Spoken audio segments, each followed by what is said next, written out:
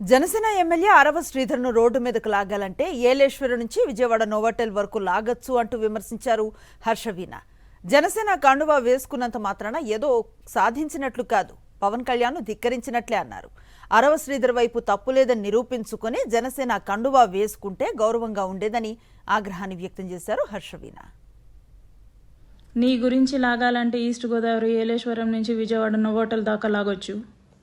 And నీ పక్కనుండేవాడు నన్ను కొట్టిన వాడి గురించి సంయుక్తంగా తెలియజేయగలను. ఇంకొకటి, నువ్వు కండువా వేసుకున్నంత మాత్రాన ఏదో సాధించినట్టు కాదు, లిటరలీ పవన్ కళ్యాణ్ గారిని అవమానించినట్టు, పార్టీని ధిక్కరించినట్టు. Shame of you. మగాడి లక్షణం కాదు శ్రీధర్ ఇది. వీణాకి చొప్పుతో కొట్టినట్టు సమాధానం చెప్పి శ్రీధర్ వైపు తప్పే లేదని నిరూపించుకొని, ఒక మగాడిలా నిరూపించుకొని అప్పుడు కండువా వేసుకుంటే నీకంటూ ఒక గౌరవం ఉండేది. ఇది షేమ్లెస్నెస్ అన్నమాట. తెలుగులో ఏమంటారో నీకే వదిలేస్తున్నా.